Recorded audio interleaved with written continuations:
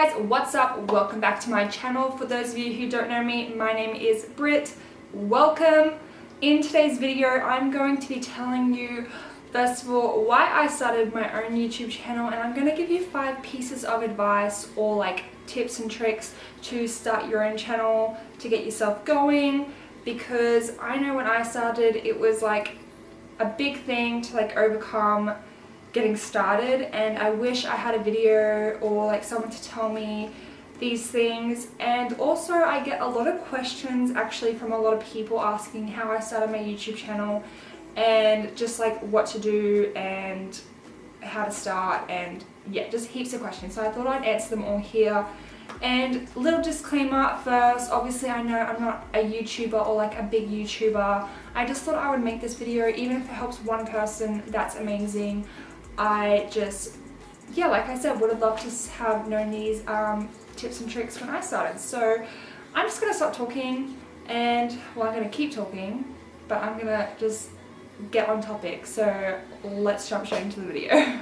Alrighty, so starting off with why I started my own YouTube channel, and I, like personally in high school, I really wanted to start a blog. But firstly, I can't write to save my life, and secondly, I always was stressing about what people thought of me, so I didn't want to start a blog because I was like, no, people would judge me, not doing that.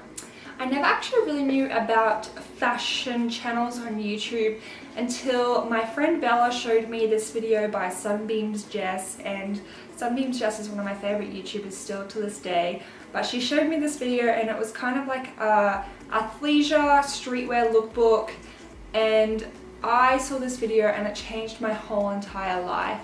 You know, I had wanted to start a blog for so long, but couldn't really put my thoughts into words. And after seeing this video, I was like, yes, this is what I want to do. I want to make these videos. I want to show my style through videos, and I wanted to show my creativity through videos. So after I watched this video, I literally would spend hours writing outfits and ideas, and like I would always be like looking out for filming locations and cool like spots to film, and I would always be like looking at cameras and equipment, and I just did so much research, and I like journaled so much about it. All my video ideas, and I think I had like 150 video ideas in this one journal, and I had like written through like scripts and outfit ideas for every single one of them, and I did this for months and months and months, like almost a year, before I was like, no, I should do something about this. So I wanted to do something about this thing that I was passionate about, so I literally traded in my car to get a camera. So yeah, I like swapped my car for like a worse off car, I guess, to get this camera that I'm filming with, and it is a Canon 70D, which is an amazing camera. But yeah, I basically gave up my car for this camera, and then I think I had my camera for about a year before I even filmed my first YouTube video. I was really just scared of what people would think of me. I'm a very anxious person, and I often overthink a lot, but I was always so scared to start YouTube. I was always like thinking, you know, what will the people who knew me from high school think of me? What will, you know, it was all just in my mind. I was like, what will the people from high school think of me? What will the people from high school think of me?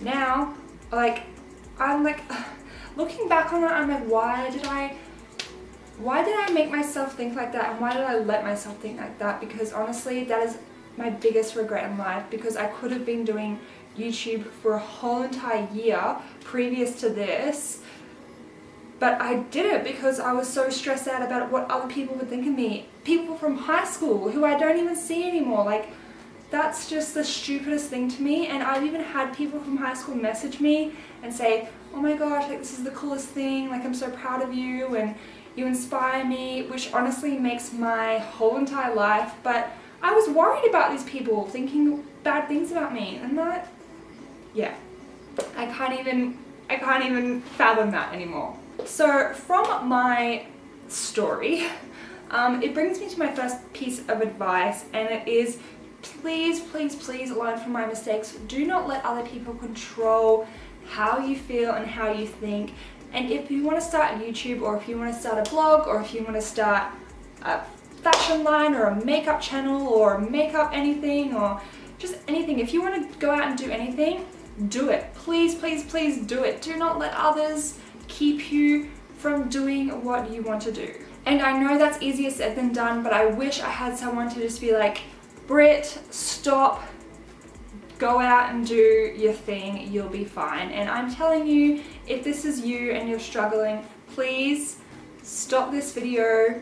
Make sure you subscribe first. No, I'm just kidding. But get up and go out and do it, because you deserve to do you and you deserve to live your best life. So my second piece of advice, or like tip I guess, is if you don't have a camera to start YouTube with, definitely just use your smartphone, your iPhone, your camera, camera on your computer, like your GoPro, literally just use anything. For my first video, I used an iPhone. For my festival lookbook I did a few weeks ago, I used my iPhone. I vlog on my iPhone. It's actually the best quality. So if you can't afford a camera yet, honestly, just start with your smartphone and just work your way up, because you don't want to waste time saving for a camera when you could be filming on something you already have. So my third tip is to do with editing, and once you've gone out and shot your first video, you will probably want to edit it, and you're probably thinking, wow, I can't afford editing software, it's so expensive, how am I going to edit my videos? Honestly, I know that Mac has iMovie, which is one of the best programs I've used for editing videos. I know people who have 1 million subscribers and still use iMovie, and I think on PC there's an inbuilt editing software. So honestly, you can just use the software on your computer. There's apps on your phone you can use if you don't have a computer. It is actually so easy to edit a video without proper software like Final Cut Pro or Premiere Pro. Now, in saying this, I do have Premiere Pro. I mean, all my first few months of YouTube I was using iMovie, but I have moved up to Premiere Pro, and this is just because I was watching so many YouTube tutorials on how to edit videos, and they were all to do with Premiere Pro. So I was like, okay, I will put my money into it and get it. But another side tip is, I obviously couldn't pay for it outright because it's honestly so expensive. So what I do is I pay $20 or so a month to get a subscription to it, and I get like Photoshop, Premiere Pro, After Effects, like you get the whole entire package for like $20, I think. So yeah, and that's like 1 coffee a week less, and you have $20 at the end of the month. So I think it's pretty reasonable if you're wanting to use a good software. But honestly, iMovie is pretty good, and you can definitely start from the software that you have on your computer. Alrighty guys, another piece of advice for you is to get your equipment secondhand or to wait for a deal. Now, I think I used shoe boxes as my tripod for like so long, and then I was like, no, I'm gonna buy myself a tripod. And tripods are expensive. Filming equipment is expensive. This whole entire thing is expensive. So what I did is I went on Gumtree and I found a tripod. I think I got it for $5, and it's perfect, and I'm still using it to this day. It's amazing.